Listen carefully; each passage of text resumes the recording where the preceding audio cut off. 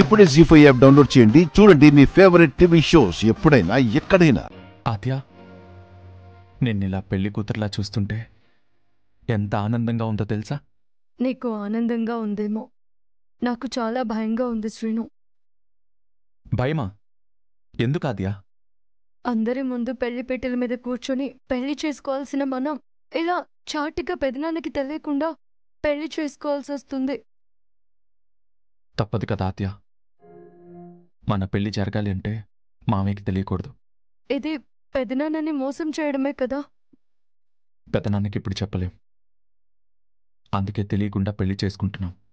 అలా అని ఎప్పటికీ చెప్పకుండా ఉంటామా? ఇప్పుడు చెప్పట్లేదు కదా.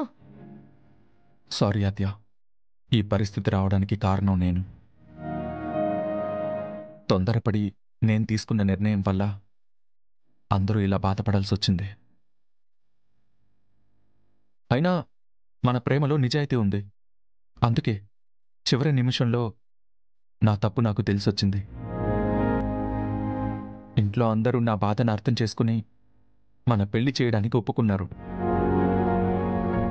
ఎప్పుడు మామయ్య మాటకి ఎదురు చెప్పని అత్తయ్య కూడా మామయ్యకి తెలియకుండా మన పెళ్లి చేయడానికి ఒప్పుకుంది.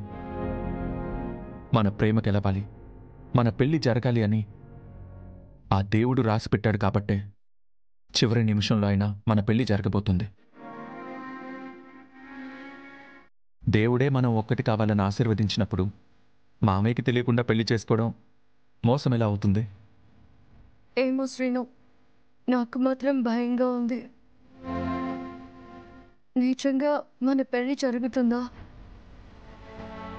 చూడాత్య, ఇంట్లో అందరూ మన పెళ్లి చేయాలని నిర్ణయించుకున్నాక జరగకుండా ఎలా ఉంటుంది?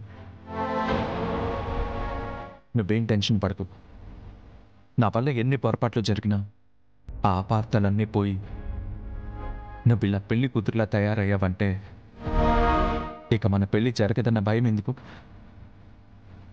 నీ మెడలో నేను తాళి కట్టే వరకే నీకు ఈ టెన్షన్స్. తాళి కట్టిన క్షణం నుంచి మళ్ళీ జీవితంలో నీకే కష్టం రానివ్వను.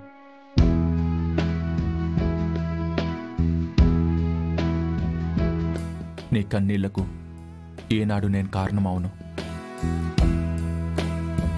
నన్ను నమ్మాత్యా.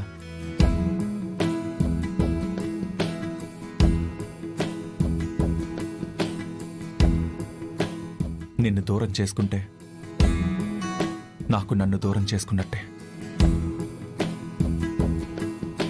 I love you Aadya.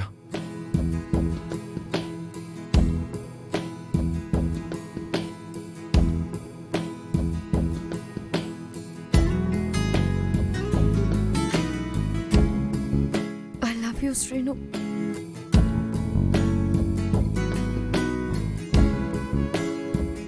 జీ5 app download చేసి అన్ని ఎపిసోడ్స్ పూర్తి ఉచితంగా చూడండి.